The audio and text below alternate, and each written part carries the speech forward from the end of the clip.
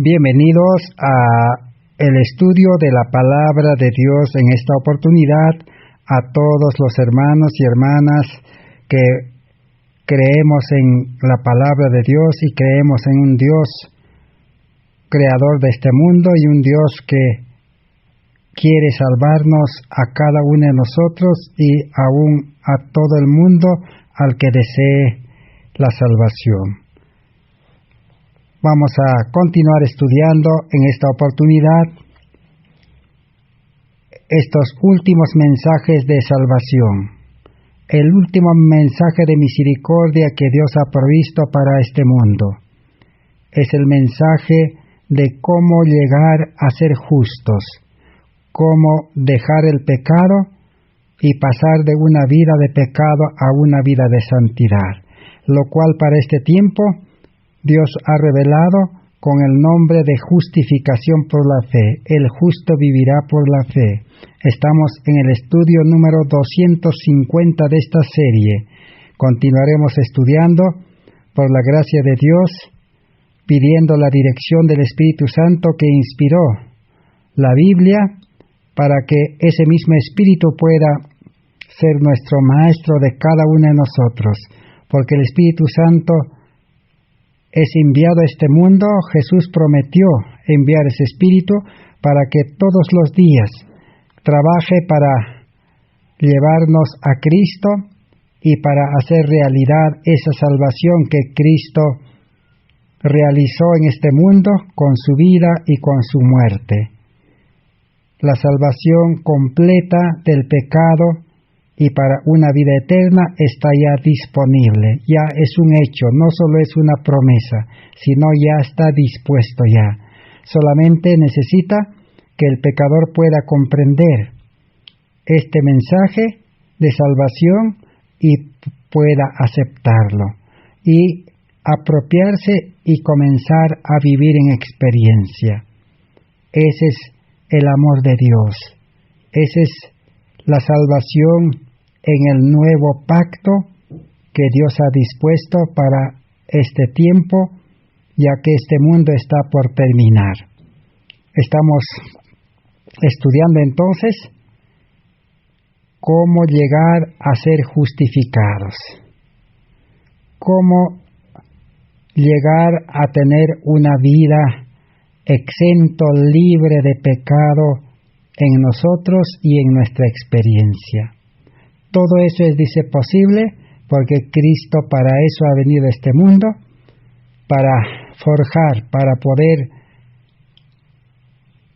poder estructurar una vida santa que quiere regalarnos, nos quiere dar de gracia.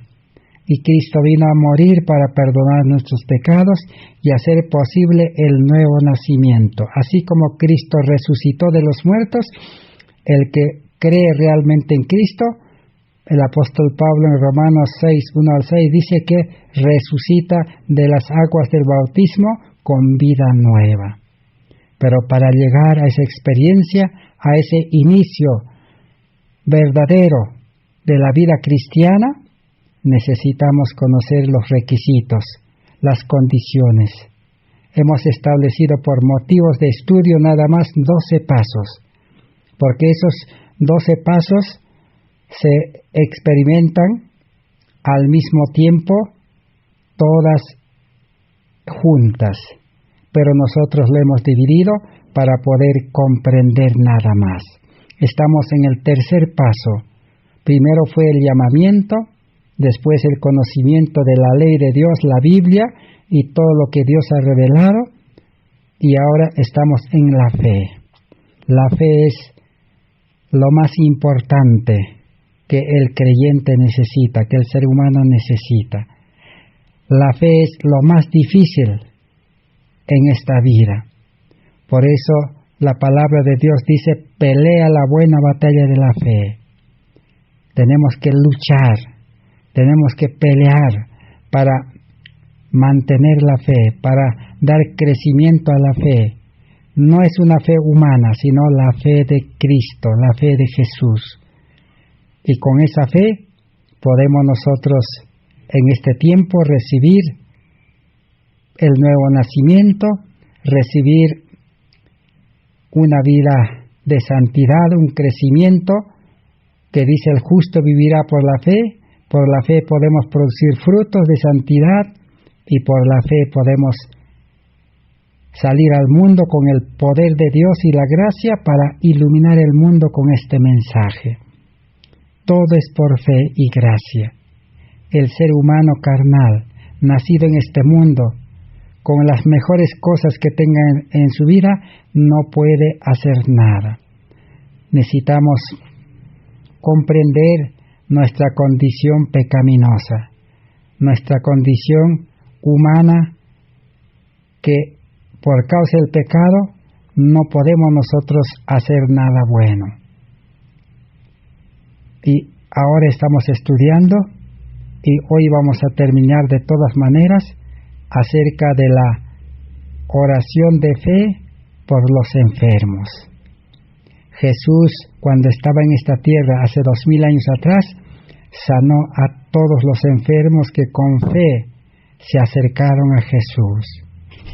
Era tanta la fe de los enfermos que una vez hasta perforaron el techo porque no había espacio, no había lugar, estaba repleto de personas la casa, no había ni lugar para ingresar al patio donde estaba Jesús. Entonces, tanta era la fe del enfermo y también de los familiares que lo habían traído en una camilla, porque era paralítico. Así que subieron al techo de la casa y lo perforaron y lo descolgaron a los pies de Jesús. Y tanta era la fe también de un centurión, un militar que vino a Jesús a pedir sanidad para su siervo que estaba enfermo. Su sirviente o su trabajador de confianza que ya no tenía solución su enfermedad. Había visitado a todos los médicos de su tiempo, había gastado todo su dinero. Y la última esperanza era en Jesús, el médico de los médicos. Y vino este centurión y se postró a los pies de Jesús y le rogó que sane a su siervo. Jesús le dijo que espere hasta terminar sus actividades para ir, una vez terminado su trabajo en ese lugar. Pero el centurión, ¿qué dijo? Maestro, le dijo, no es necesario que vayas a mi casa. Solo di la palabra que sane mi siervo y mi siervo sanará. Y él manifestó, porque él creía que Cristo era un ser superior a cualquier cosa en este mundo. Estaba por encima de todos en este mundo, encima de los reyes, encima de los poderosos, encima aún de Satanás, del enemigo mismo. Creía así. Y el militar dijo, yo también tengo autoridad en mi trabajo, dijo. Yo estoy puesto sobre la autoridad superior de los soldados, de los militares. Y yo cuando ordeno a un soldado, anda y él va, haz esto y él hace, dijo. Y yo creo que tú eres superior, y si mandas a la enfermedad que se retire, yo creo que de seguro mi siervo sanará. Y Jesús que dijo, no he visto tanta fe en Israel, que confiaba en la palabra de Dios. La palabra de Dios tiene poder. Así que Jesús dijo, tu fe sea hecho conforme a tu fe. Tu siervo ya está sano. Para un ser humano es imposible creer que de una distancia, quizás de un día de camino, porque ese militar se quedó ese día, dice, no regresó porque ya era tarde. Se quedó hasta el otro día, y al otro día se fue a su casa, y por la tarde llegó, y sus siervos salieron, y le dijeron, Señor, ya no molestes a Jesús, porque tu siervo está sano. Y este centurión militar preguntó, ¿a qué hora del día de ayer se sanó mi siervo? Y ellos le dijeron, a tal hora. Y exactamente esa había sido la hora en que Jesús había dicho que tu siervo es sano conforme tu fe. Esa es la fe que necesitamos, creer que Dios tiene poder. Dios nos puede dar victoria sobre el pecado. Dios puede liberarnos de todas las ataduras de este mundo y de todo lo que perturba, de todo lo que malogra nuestra felicidad, nuestro bienestar. Dios tiene poder, Cristo ya murió, la salvación está esperándonos, solo es aceptar por fe. No necesitamos ni pedir porque ya está dispuesto. Es como si alguien trajera a nuestra casa una buena cantidad de alimento. Podemos decir, los panes que de los antiguos hacían, un pan natural. Si estamos en tiempo de hambre, como dice la palabra de Dios, en los últimos días dice, habrá hambre en la tierra, no de pan, sino de oír la palabra de Dios. Si alguien nos trae un mensajero de Dios, si nos trae 1000 panes o 5000 panes, y nosotros y nuestra familia está de hambre, el mundo está de hambre, entonces, si el mensajero ha traído el pan ya, ¿qué necesitamos hacer? No necesitamos pedir, solo necesitamos estirar la mano de la fe y recibir, porque el mensajero ha traído el pan para nosotros. Si es para nosotros, ¿para qué pedir? Es solamente aceptar por fe y recibir y estirar la mano abierta, es decir, la mano de la fe. Entonces, al recibir los 1000 o 5000 panes, ¿qué haríamos? Ese es el pan de vida, esa es la palabra de Dios. Ese es el mensaje de justificación por la fe que Dios envió para repartir al mundo. Entonces, si creemos que realmente es para nosotros, entonces recibiríamos y comeríamos y nos saciaríamos y nos fortaleceríamos. ¿Y ahora qué haríamos con el resto del pan? Son 5000 panes. Tendríamos que inmediatamente salir a distribuir a los que están de hambre, repartir a los que tienen hambre. Por eso Jesús dijo, yo estuve de hambre, dice, en el mundo, y me disteis de comer.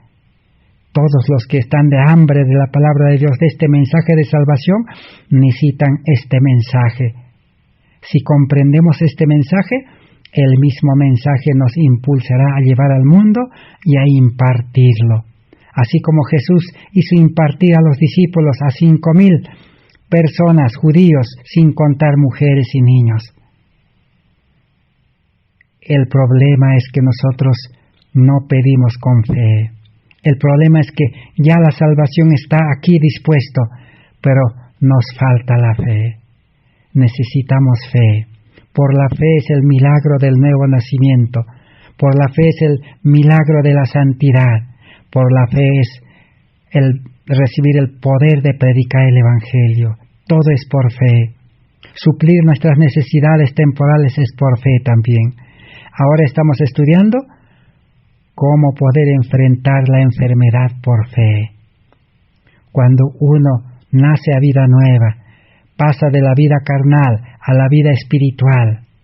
Cuando es justificado, que quiere decir perdonado, y recibir la vida de Cristo, eso es recibir la justicia de Cristo. Entonces no solamente el creyente recibe vida espiritual, conversión, sino recibe también salud física. Su cuerpo comienza a restaurarse, comienza a sanarse. En algunos quizás inmediatamente, en otros demorará algunos días, algunos meses. Todo depende de la fe, creer en Dios. Pero ahora estamos estudiando y vamos a terminar de estudiar cómo se debe orar por los enfermos. Porque hoy en día, especialmente durante el año pasado 2020 y ahora 2021, los pedidos de oración llegan a los líderes, a los pastores, misioneros, dirigentes, a los hermanos, a los que conocen la palabra de Dios. Mucha gente dice: hermano, Señor, necesito que oren por mí. Mi familiar está enfermo, o yo estoy enfermo. Oración, oren los hermanos. Los hermanos están orando por internet, por Zoom, por Facebook, por todos los medios posibles. Pero el problema es que muchos están orando sin saber. Hay que saber, hay que conocer cómo es la oración, qué necesita para orar, qué requisitos hay, qué condiciones hay, por qué las oraciones no son escuchadas. Es como un ser humano, para trabajar alguna cosa tiene que saber, aprender. Un profesional tiene que prepararse, estudiar y informarse y ser experto en ejercer su función. Así también para orar necesitamos saber. Ahora vamos a aprender qué necesitamos saber para orar por los enfermos. Para empezar, tenemos aquí una historia que en el estudio anterior hemos empezado. Por el año de 1880 a 90, por ese tiempo, la hermana Elena White recibió muchos pedidos de oraciones. En la iglesia adventista especialmente, habían muchos pedidos de hermanos que estaban enfermos y esperaban a que la hermana White llegue a ese lugar, a esa ciudad, para que ella ore al Señor, y ellos tenían la esperanza de sanarse por la oración de la hermana. Pero ¿qué aconteció? La historia está registrada en este libro, Consejos para la Iglesia, página 621. Vamos a retomar esta historia para aprender lección para nosotros, para que no oremos en vano, no demos una falsa esperanza a los enfermos diciendo: yo voy a orar, sí, vamos a orar todos los hermanos. A la final el hermano o la hermana no va a mejorar, no se va a sanar. Entonces, ¿qué va a pasar? Estamos dando un mal testimonio, un mal mensaje. Estos enfermos, sus familiares, ¿qué dirán? Dirán: su Dios no tiene poder. O dirán: esos hermanos no saben orar. O su cristianismo no tiene ningún valor. Entonces no conviene aventurarse sin conocer realmente cómo es la oración de fe por los enfermos.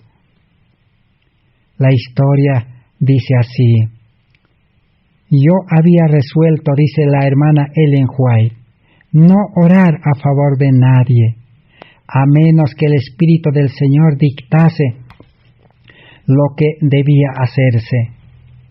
Se me había mostrado que abundaba tanta iniquidad, y aun entre los observadores del sábado, que no deseaba orar con otros en favor de aquellos cuya historia yo no conocía.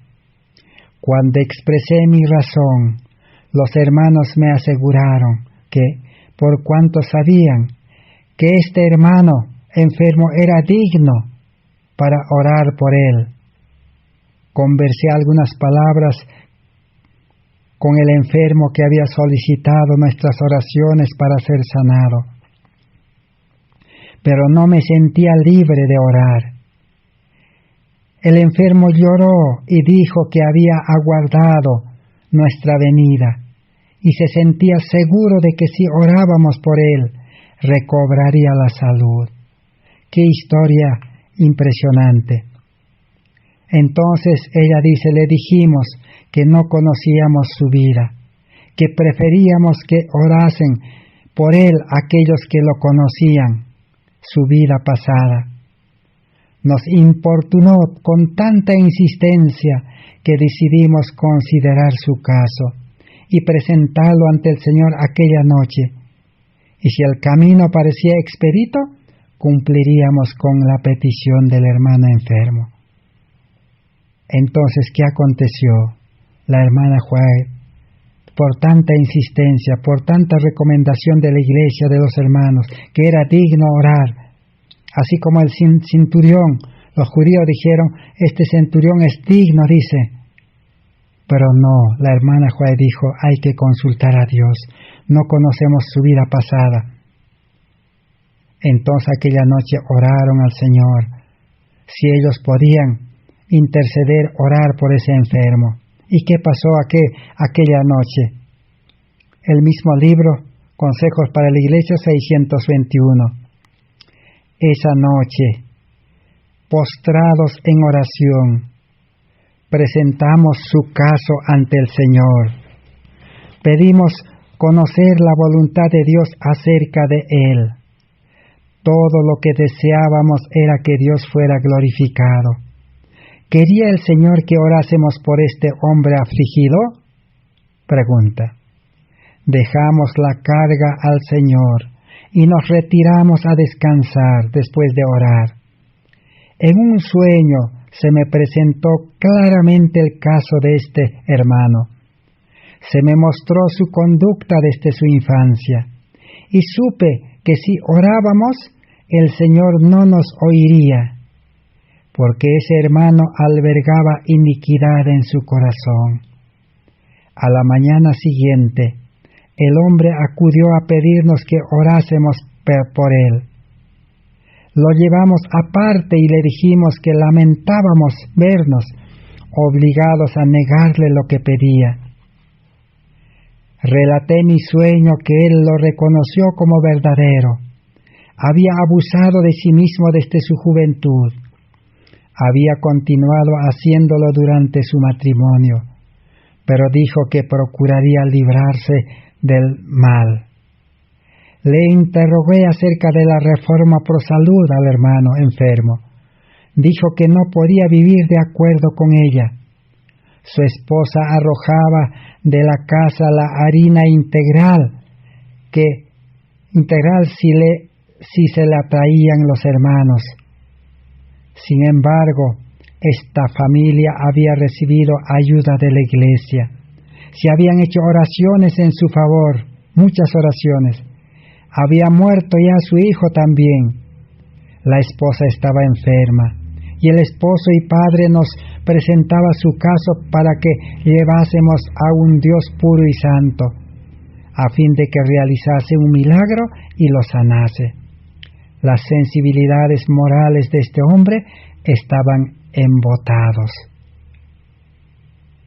Aquí tenemos entonces una historia del cual real que podemos aprender. Dios no es que Dios no quiere sanar a los enfermos. Dios está esperando. Cristo murió, dice, en lugar de nuestras dolencias, y la sanidad del remedio está dispuesto. Pero Cristo no puede aplicar la medicina al enfermo.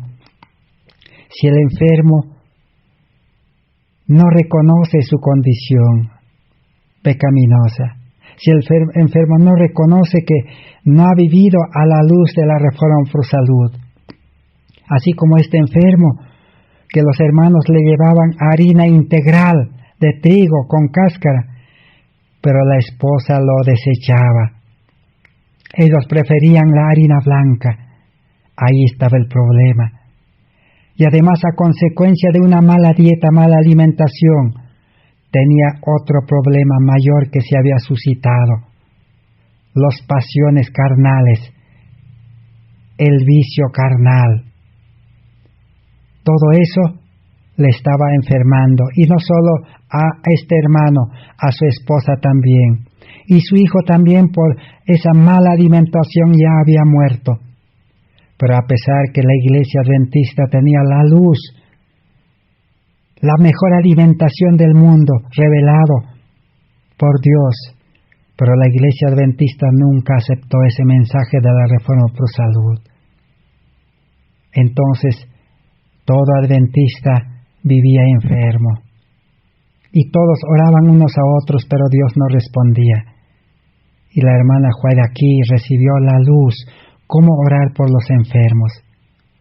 Porque si Dios sanaba a este enfermo, toda la familia nuevamente iba a seguir desobedeciendo las leyes de la salud.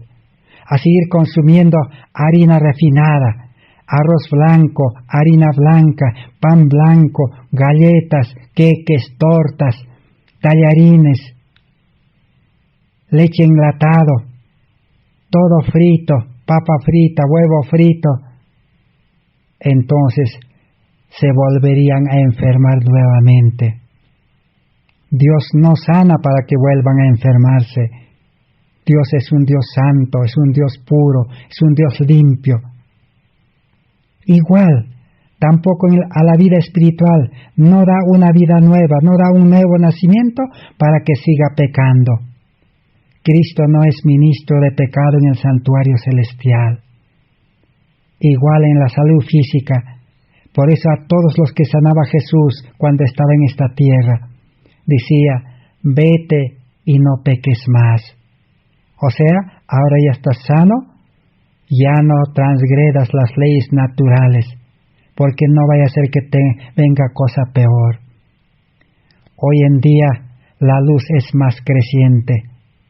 Toda la luz, el conocimiento sobre la salud, vida sana, alimentación, hoy se ha acumulado el pueblo de Dios, los que tienen la Biblia, los testimonios del Espíritu de Profecía, tenemos toda la luz. Pero el problema es que el ser humano, por el orgullo, el egoísmo, la avaricia, no queremos aceptar. Ese es nuestro gran problema. Muchos decimos, yo soy vegetariano. Es cierto que tenemos un vegetarianismo, pero no es un vegetarianismo que Dios nos ha enseñado por inspiración del Espíritu Santo. Es un vegetarianismo humano.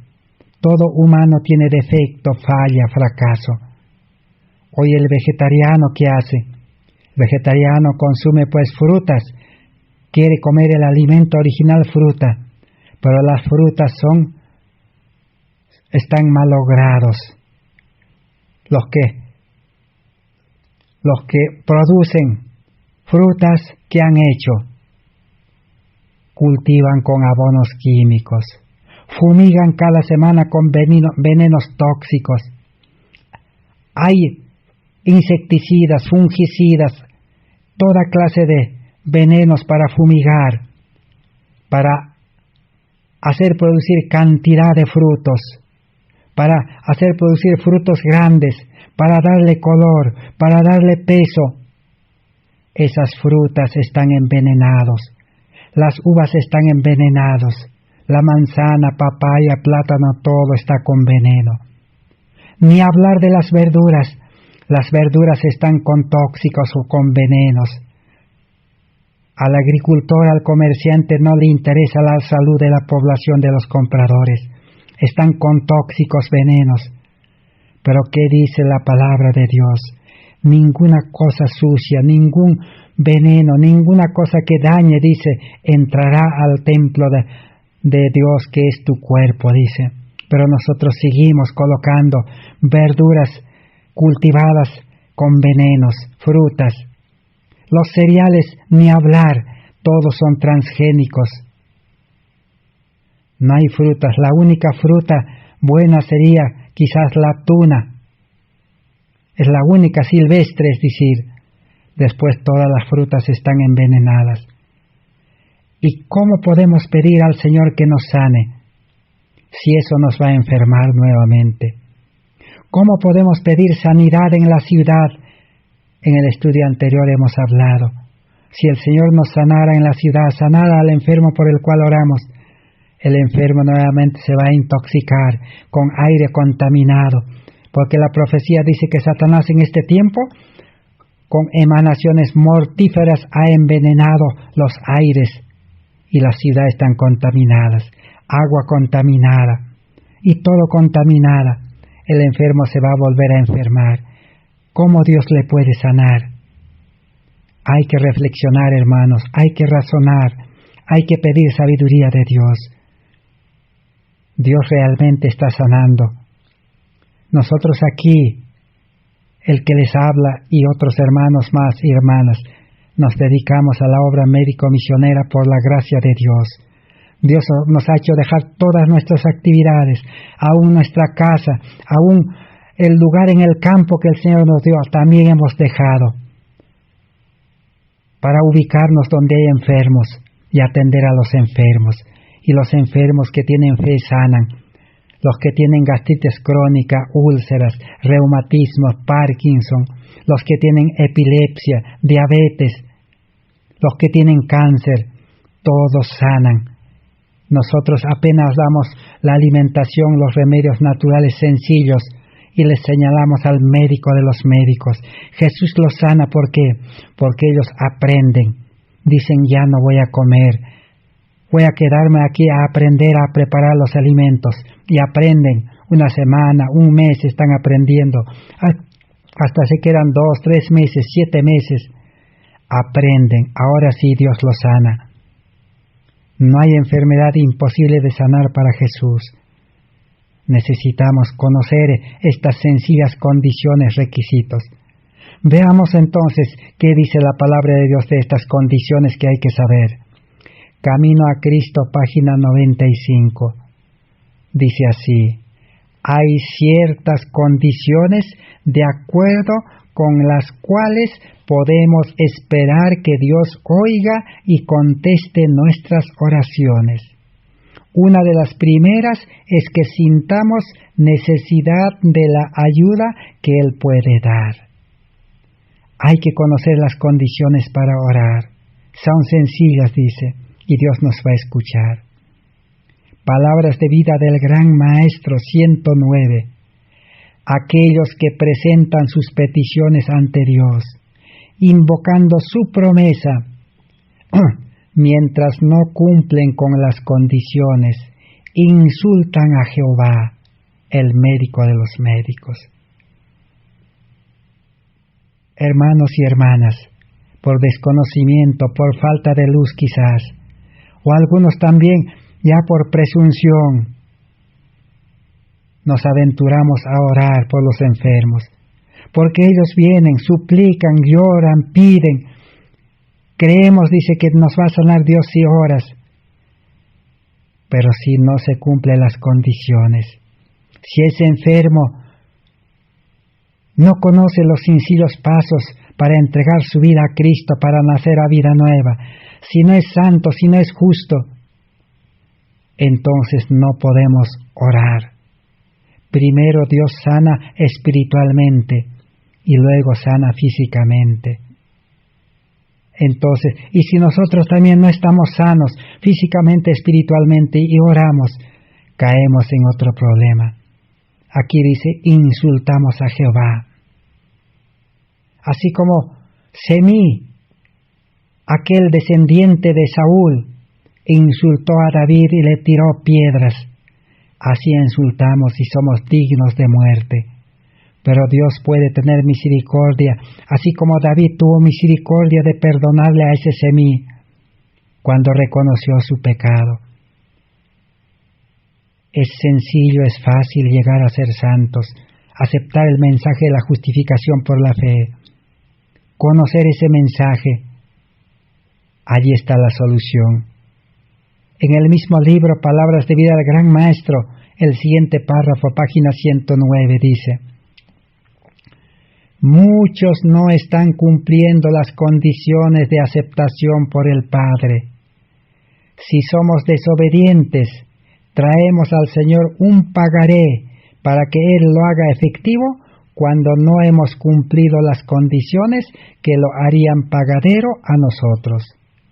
Presentamos a Dios sus promesas y le pedimos que la cumpla, cuando al hacerlo, Él deshonraría su propio nombre. ¿Qué condiciones más hay? Consejos para la Iglesia, página 430.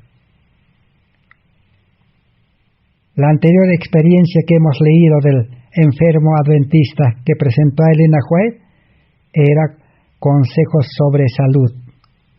622, la experiencia del enfermo adventista.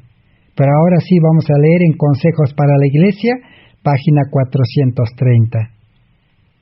Dice: cuán numerosos son los que se privan de las ricas bendiciones que Dios les reservara en lo que se refiere a la salud y los dones espirituales. Dios tiene reservado salud para sus hijos. Amado, dice, yo deseo que tengas salud. Muchas almas hay que luchan por alcanzar grandes victorias y bendiciones especiales para poder cumplir grandes hechos. Para alcanzar su propósito, creen que es necesario agotarse en oraciones y lágrimas. Muchos entonces, ¿qué hacen? Dice, para lograr algo, dice, se esfuerzan hasta agotarse en oraciones y lágrimas, oran y oran día y noche. Cuando esas personas escudriñen las Escrituras con oración, para conocer la expresa voluntad de Dios, y luego la cumplan de todo corazón y sin ninguna reserva o complacencia propia de los apetitos, entonces hallarán descanso. Entonces no es orar y orar y orar, sino primero hay que escudriñar las Escrituras para saber las condiciones, los requisitos, la voluntad de Dios. Ahora sí dice, hallaremos descanso y pediremos a Dios de todo corazón. Sus angustias, sus lágrimas y sus luchas no les procurarán el descanso que anhelan. En vano uno se angustiará, llorará, orará, no va a hallar descanso, dice, porque no quiere cumplir las condiciones que son sencillas. Ellas deben hacer la entrega completa de su personalidad. ¿Qué es lo que pide Dios entonces? Entrega de nuestra personalidad, de nuestra vida, entrega de nuestra mente, nuestro corazón, nuestro ser entero, porque nuestro ser entero no vale. Debemos humillarnos, que no servimos para nada, somos impotentes para todo, ni siquiera podemos aplicar los remedios naturales, somos imperfectos, miserables, ciegos, desnudos. Y si entregamos así nuestra vida a Cristo, Él puede, dice, crear un nuevo hombre, nueva vida, con salud física, nos puede sanar. Ese creyente entonces se levantará y llevará ese mensaje al mundo.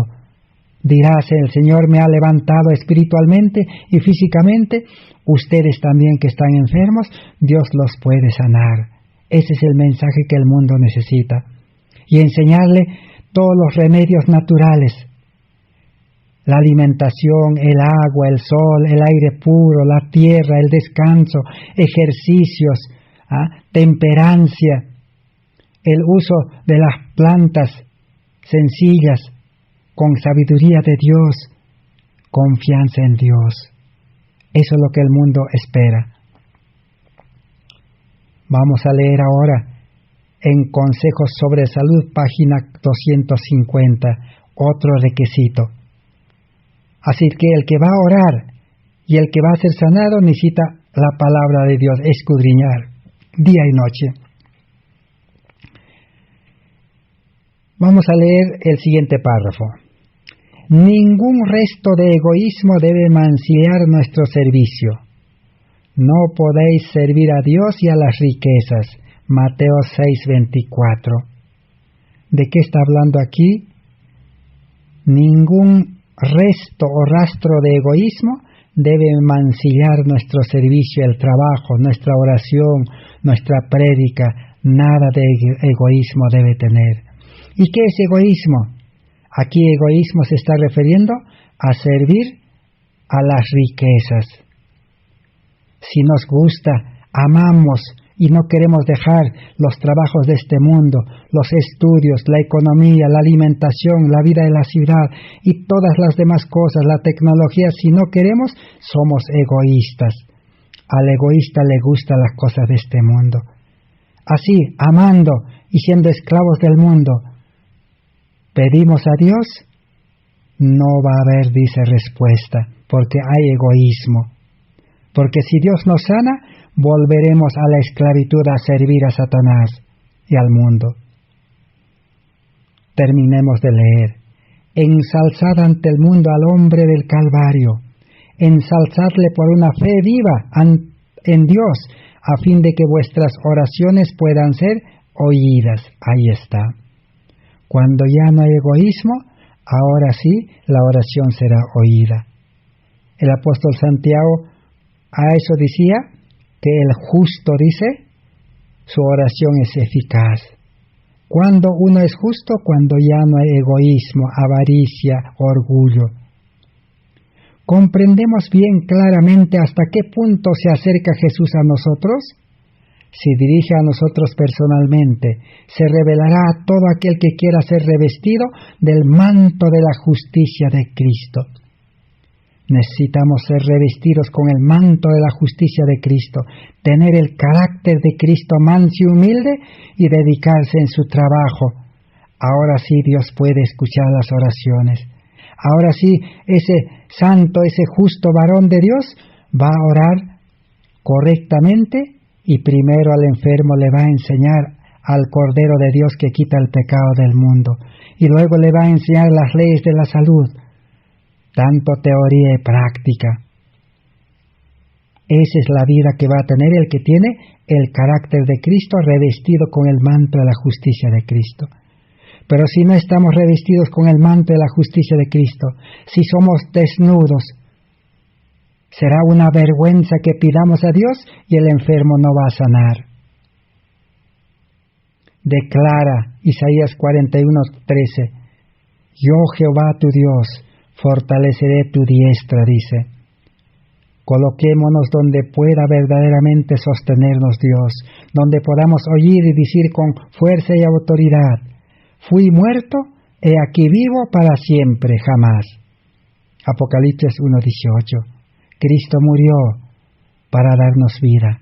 Nosotros necesitamos también morir al yo, al orgullo, al egoísmo, a la avaricia, a los afanes de este mundo, para que podamos tener vida física y vida espiritual. ¿Qué otro requisito más la Biblia nos presenta? San Juan 17:5. La promesa es, si estuvieseis en mí y mis palabras estuvieren en vosotros, pedid todo lo que quisierais y os será hecho. La Biblia es bien explícito, bien resumido, bien directo. La condición para orar y para recibir todo nuestro pedido es estar en Cristo y Cristo en nosotros. Así como la vid está unida al pámpano, así necesitamos estar unidos a Cristo. Y el que está unido a Cristo, como dice San Juan capítulo 15 y Romanos capítulo también 11, entonces el creyente no hará su voluntad. El creyente ya no buscará sus cosas en este mundo, porque en Cristo, conectado a Cristo, Cristo le guiará, Cristo le dirigirá, estará enyugado con Cristo. Cristo dice, llevad mi yugo. Unidos a Cristo, el mundo no nos podrá atraer ni separar, el mundo quedará atrás. Pero el cristianismo profeso, amando al mundo, trabajando para el mundo, siendo esclavo del mundo, sufriendo en el mundo, cree que está en Cristo, cree que es cristiano. A eso se llama presunción. La condición entonces, ¿cuál es? Unidad con Cristo. Así como los discípulos andaban con Cristo, tenían que haber dejado todo. No se puede servir a dos señores, dice. Camino a Cristo 98. Orando en el Espíritu Santo, guardaos en el amor de Dios. San Judas 20:21. ¿Cómo debemos orar? En el Espíritu Santo. El Espíritu Santo debe indicarnos, debe guiarnos y debe poner las palabras e inspirarnos la oración. No debe ser una oración humana, carnal, con sabiduría terrenal, no. Dios no va a escuchar, dice. Orar sin cesar es mantener una unión continua del alma con Dios, de modo que la vida de Dios fluya a nuestra y de nuestra vida la pureza y la santidad refluyan a Dios. Ahí está el texto muy favorito de la Biblia, que se utiliza mucho con presunción. Dice, orad sin cesar. Dice, el hombre carnal que no entiende, dice, la Biblia dice que hay que orar sin cesar. Si es posible, se pasan orando 1 hora, 2 horas, todo el día, repitiendo los rezos de memoria, formalmente, pensando que las palabras van a hacer un milagro. No, hermanos, hay que comprender espiritualmente. Voy a repetir, está en Camino a Cristo 98. ¿Qué significa orar sin cesar? No es repetir oraciones, palabras como loro, así decimos aquí en el Perú, repetir como loro. No, sino inspirado por el Espíritu Santo de todo corazón. Pero orar sin cesar, ¿qué significa? Repito, orar sin cesar es mantener una comunión continua del alma con Dios, de modo que recibamos vida de Dios y nuestra vida refleje la vida de Cristo. La oración es unión con Dios, comunicación con Dios. Orar sin cesar quiere decir andar con Cristo, vivir con Cristo, depender de Cristo, vivir en comunión con Cristo, permanecer en Cristo, hacer su voluntad, preguntar, consultar todo a Cristo, porque Él es el Maestro, el guía. Ahora sí, nuestra oración podrá ser escuchada, porque el Espíritu Santo nos inspirará. Pero también la palabra de Dios nos habla de las oraciones humanas, cuando uno no entiende espiritualmente. Dice así, Discurso Maestro de Jesucristo 74. Los paganos pensaban que sus oraciones tenían en sí mérito para expiar el pecado. Las oraciones, la repetición de palabras no tienen ningún mérito. Lo que tiene mérito es el corazón, cómo está el corazón del que pide y el corazón del enfermo. Por lo tanto, cuanto más larga fuera la oración, mayor mérito tenía. Y los fariseos habían adoptado ese concepto pagano de la oración, que existe todavía hasta entre los que profesan ser cristianos hoy. La repetición de expresiones prescritas y formales, mientras el corazón no siente la necesidad de Dios, es comparable a las vanas repeticiones de los gentiles. Los fariseos habían adoptado en su celo ciego eso. No es orar por orar, entonces. Hay que conocer las condiciones, los requisitos sencillos. Discurso Maestro de Jesucristo 75. Sigamos leyendo. La oración no es expiación del pecado, y de por sí no tiene mérito ni virtud la oración. Todas las palabras floridas que tengamos a nuestra disposición no equivalen a un solo deseo santo. Las oraciones más elocuentes son palabrería vana, si no expresan los sentimientos sinceros del corazón. Dios no quiere nuestras frases de simple ceremonia. Consejo para Maestros 220. Debes saber orar y saber qué lenguaje usar en la oración. Jesús dice, yo soy la vid. Dijo Jesús, vosotros los pámpanos, el que permanece en mí y yo en él, éste lleva mucho fruto, porque separados de mí nada podéis hacer. Separados de Cristo, nada, dice, ni una oración, ni una palabra tendrá poder. En Lugares Celestiales, página 80.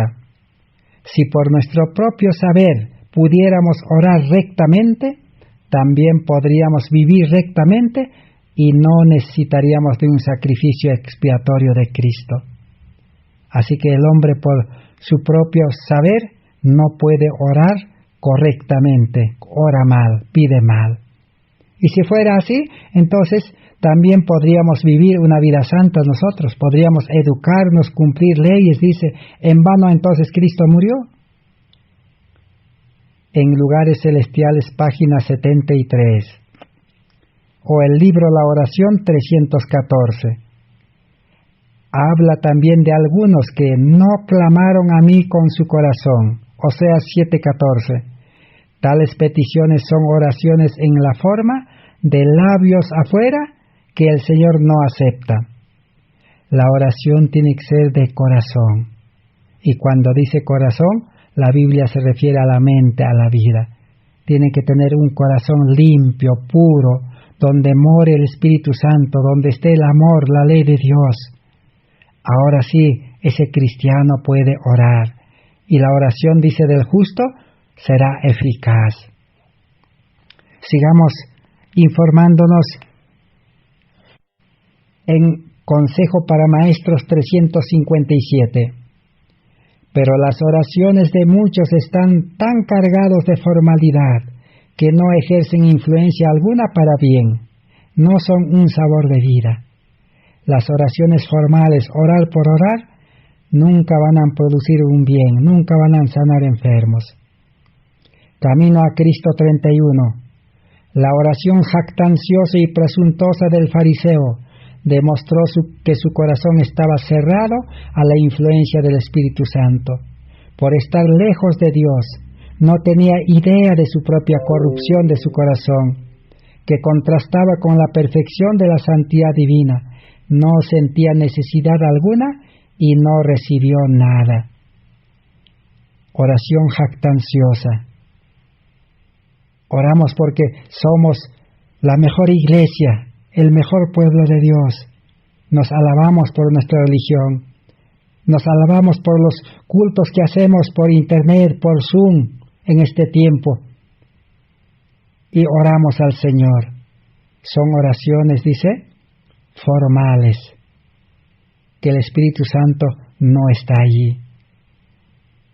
El libro La Oración 315. Nuestras peticiones a Dios no debieran proceder de corazones llenos de aspiraciones egoístas. Ahí está. Si oramos nosotros y tenemos aspiraciones egoístas de buscar las cosas del mundo y no hay tiempo para el Señor ni para estudiar, entonces Dios no escucha, dice. Camino a Cristo 101. Sus oraciones llegan a ser personales y egoístas. No pueden orar por las necesidades de la humanidad o de la extensión del reino de Cristo, ni pedir fuerza con que trabajar. Muchos oran oraciones personales, egoístas, solo para su familia, solo para sus hermanos o amigos enfermos. Eso, dice, no agrada a Dios.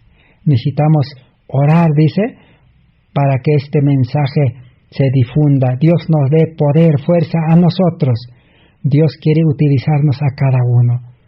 Él es maestro, Él es sabio para prepararnos y Él nos quiere llevar con Él.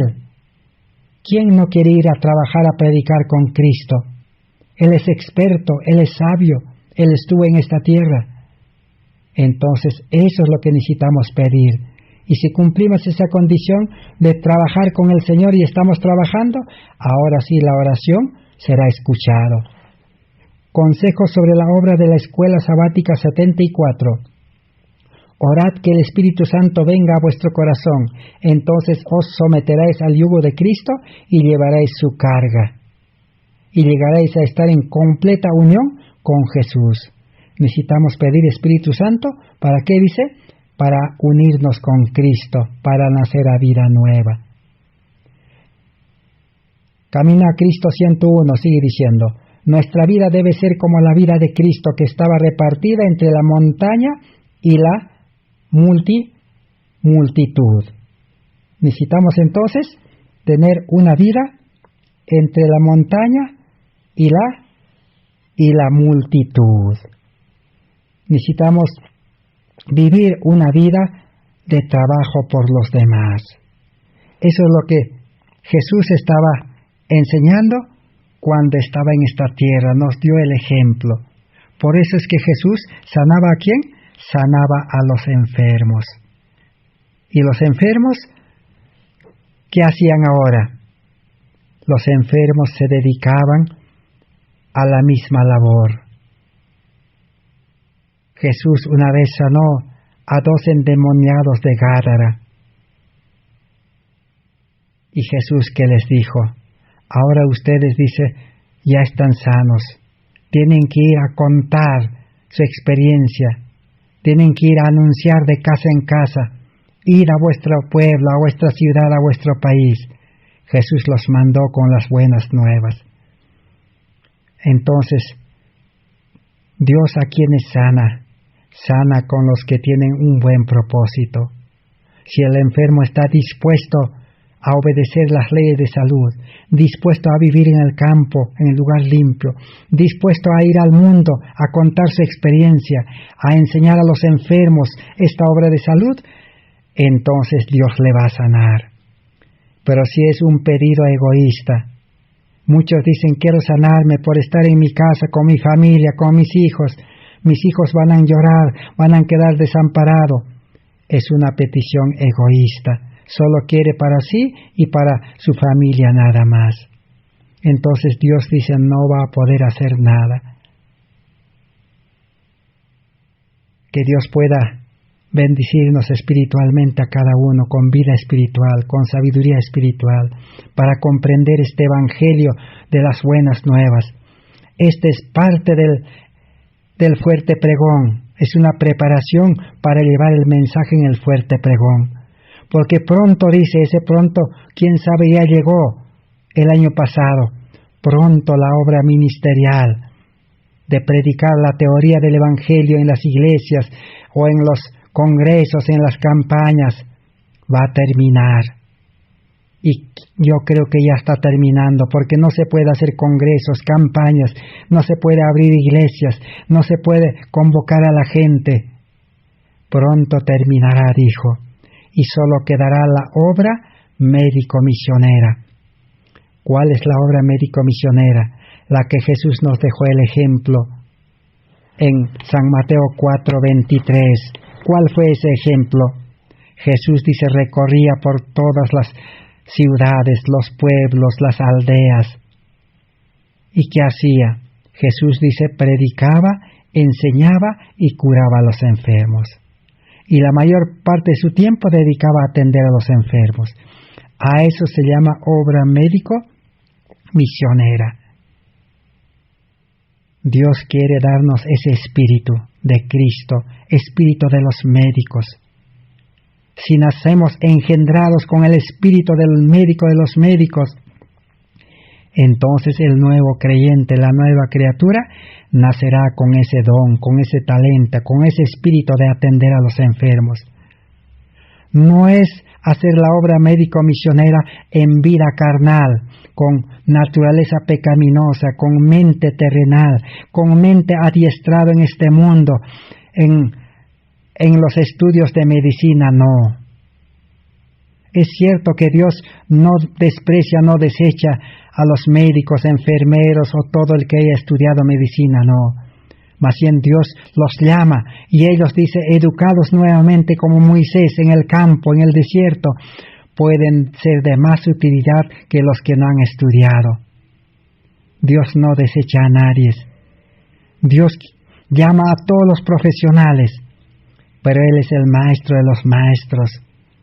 Él puede educarlo, pero para educarlo primero que hace, tiene que enseñarle a desaprender lo malo que han aprendido y enseñarle lo bueno. Así como educó a todos los profetas, patriarcas, apóstoles, mártires, primeros adventistas.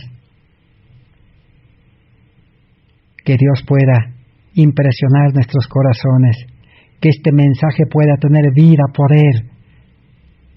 Pero la palabra dice en Romanos 1:16 al 18, el Evangelio dice es potencia de Dios, dice para el que cree nada más. El pueblo de Israel fue incrédulo, no ha creído, no entró a la tierra de Canaán, y también los que entraron se volvieron incrédulos en Canaán, y ese pueblo crucificó al médico de los médicos. Hoy en día también el cristianismo, al no aceptar a Cristo en su vida, en su corazón, al no querer renunciar a su vida pecaminosa y a la vida del mundo, está despreciando y crucificando a Cristo, dice, en el mensaje y en la persona de los mensajeros. Que Dios pueda tener compasión y misericordia de nosotros y nos pueda dar una segunda oportunidad. Que Dios bendiga su palabra. En el siguiente estudio recordaremos algo y continuaremos con el cuarto requisito. Es la humillación, la humildad. Que Dios bendiga su palabra. Gracias por vuestra atención. Amén.